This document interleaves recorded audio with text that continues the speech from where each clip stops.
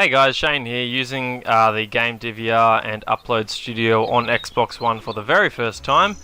I've recorded a 5-minute gameplay clip of Zoo Tycoon, one of the Xbox One launch titles. I've been playing it for about 6 or 7 hours now and decided to jump in with the Upload Studio and see what I can do. This is just me using the Xbox One headset to record this audio, so that's the quality you hear there.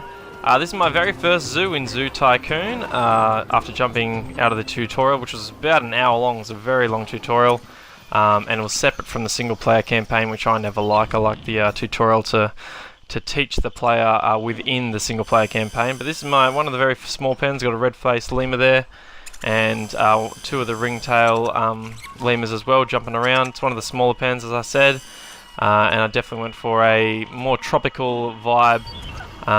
Tropical theme, I should say, in this zoo. So this is the zoo here. Walking around, you can see it's not the most graphically impressive game, but the art style is pretty cool. It's very whimsical, very colourful, and certainly suits the style of the game at hand.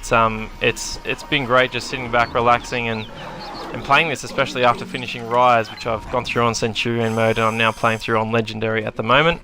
This is the chimpanzee pen here, as you can see. This is one of the medium-sized pens, so depending on the size of the pen will dictate how many animals you can have in that pen and how many stations you need to fill. So the design of each pen is preset, and as you can see, there's a little activity center on the left there, the rope swing, and you fill in the pen with whatever you want. This is the buggy here, which you can call on at any time, except I found it pretty useless only because there's a much more efficient way of jumping around the zoo, simply hitting Y and going into Tycoon mode, which will throw you into a bird's eye view right now. And as you can see there, it's pretty easy to jump around, hit Y again, and bam, you can travel wherever you want to go. So this is another one of the medium-sized, the large-sized pens, I think, actually.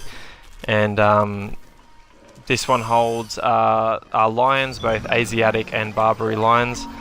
As you can see here, I can go in and view each animal individually. There's a level 2 lion there, one of the younger ones named Brandy.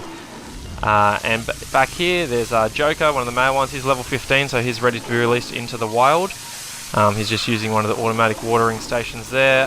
You can place these around the different pens, and it makes it a lot easier to manage the animals. By hitting LB, you can jump into the Zoopedia at any time and do a bit of research on the game, learn about them. It's pretty cool to learn about the different animals, you know, instead of just it being purely entertainment. It can be educational as well, which I'm all for. I think we could use that more in our interactive entertainment. Anyway, jumping back now, we'll head over to the elephant pen, I believe, again hitting Y at any point.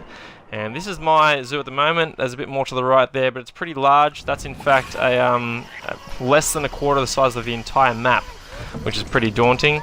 There's the elephant pen here, and there's a bit of a glitch where there it is, the activity center will load in, which is pretty frustrating, but you know, really nothing to complain about. Those things happen. Texture's still loading in, and there they are. But yeah, this is one of the very large pens, so I can hold up to 10 animals here. As you can see, I've placed these activity centers in there. One of the elephants playing with it there. Up on the left here, there'll be a wading pool and one of the automatic wash stations again.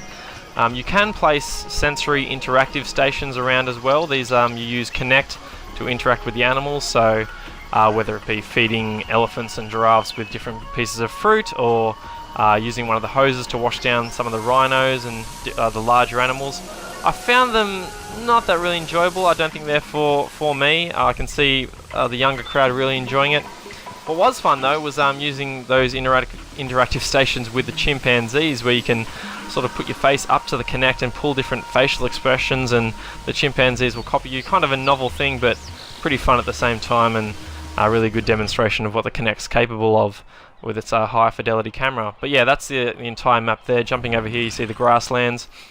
I'm really enjoying this Zoo Tycoon. It really scratches the Viva Pinata itch that has been neglected ever since 2008, with Trouble in Paradise being the last release.